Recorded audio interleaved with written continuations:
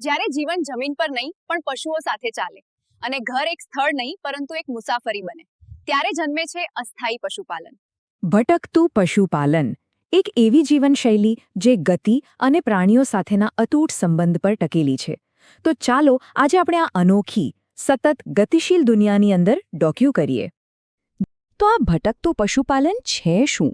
સરળ શબ્દોમાં કહીએ તો આ સમુદાયો એક જગ્યાએ ઘર બનાવીને નથી રહેતા. ના, એમના માટે તો ઋતુ જેમનું કેલેન્ડર છે.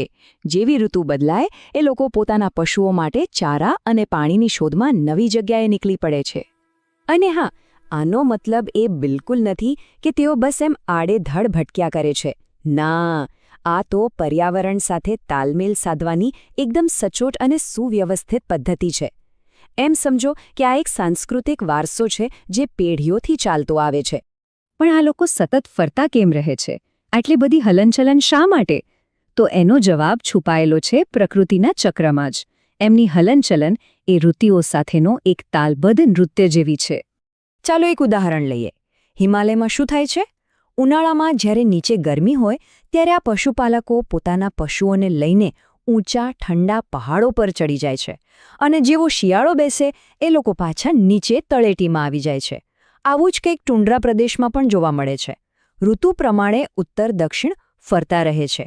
આ બધું જ એ સુનિશ્ચિત કરવા માટે કે એમના પશુઓને હંમેશા શ્રેષ્ઠ ચારો અને વાતાવરણ મળે. આ જીવનશૈલી ટકાવી રાખવા માટે ખાલી મહેનત જ પૂરતી નથી. એના માટે જોઈએ ગજબનું જ્ઞાન, કૌશલ્ય અને હા, આત્મનિર્ભરતા. ચાલો જોઈએ કે આ બધું ક્યાંથી આવે છે. આ લોકો પાસે જે જ્ઞાન છે ને એ કોઈ યુનિવર્સિટીમાં નથી મળતું. એ તો પેઢી દર પેઢી અનુભવથી આવેલું જ્ઞાન છે. એમને બરાબર ખબર હોય કે ક્યારે વરસાદ આવશે, કઈ ઋતુમાં ક્યાં લીલુંછમ ઘાસ મળશે અને પાણીના સ્ત્રોત ક્યાં છે. એમના પશુ સંપૂર્ણપણે કુદરત પર જ નિર્ભર રહે છે. તો એમની ખરી સંપત્તિ શું? એમના પ્રાણીઓ. ઘેટા, બકરા, ઊંટ, ગાય, બળદ, ઘોડા, ખચ્ચર આ બધા જ એમના પરિવારનો હિસ્સો છે. ખાસ કરીને જ્યાં પાણી ઓછું હોય ત્યાં ઘેટા બકરા જેવા સખત પ્રાણીઓ જ એમના સાચા સાથીદાર બને છે. અને આ જ પ્રાણીઓ એમને બધું જ આપે છે. દૂધ, માંસ, ઊન, ચામડું, જે પણ જીવન જરૂરિયાતની વસ્તુઓ છે એ બધી એમના પશુધનમાંથી જ મળી રહે છે. એકદમ સેલ્ફ સફિશિયન્ટ એટલે કે આત્મનિર્ભર વ્યવસ્થા છે આ. આ જીવનશૈલીની સૌથી ખાસ વાત શું છે ખબર છે? માણસ અને પ્રાણી વચ્ચેનો સંબંધ. અહીં કોઈ માલિક અને પશુ નથી. એ લોકો એક જ સમુદાય છે, એક જ પરિવાર. સાથે મળીને કુદરતના પડકારોનો સામનો કરે છે અને સાથે જીવે છે. હવે એવું ના વિચારતા કે આ જીવનશૈલી ખાલી કોઈ એક દેશ કે વિસ્તાર પૂરતી સીમિત છે. ના, આ તો આખી દુનિયામાં ફેલાયેલી એક પરંપરા છે. ચાલો જોઈએ કે દુનિયાના કયા કયા ખૂણામાં આ પરંપરા આજે પણ ધબકી રહી છે. તમને જાણીને નવાઈ લાગશે, પણ દુનિયામાં એવા 7 મુખ્ય વિસ્તારો છે જ્યાં આજે પણ ભટકતા પશુપાલનની આ પ્રાચીન પરંપરા જીવંત છે. 7? ક્યાં ક્યાં? તો સાંભળો. આર્કટિકના થીજી ગયેલા બરફથી લઈને સહારાના ધગધગતા રણ સુધી, યુરેશિયાના વિશાળ ઘાસના મેદાનોથી લઈને આફ્રિકાના સવાણા સુધી અને એશિયા અને એન્ડીઝના ઊંચા ઊંચા પહાડો પર પણ. આ બતાવે છે કે આ જીવનશૈલી કેટલી અદ્ભુત રીતે કોઈપણ વાતાવરણમાં પોતાને ઢાળી શકે છે.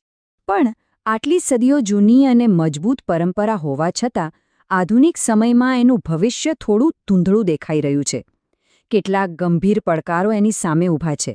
ચાલો એના પર એક નજર કરીએ. અફસોસની વાત એ છે કે દુનિયાભરમાં આ અનોખી જીવનશૈલી જીવનારા લોકોની સંખ્યા ઓછી થઈ રહી છે. કેમ? કારણ કે દેશોની નવી સરહદો એમના સદીઓ જૂના રસ્તા રોકી રહી છે.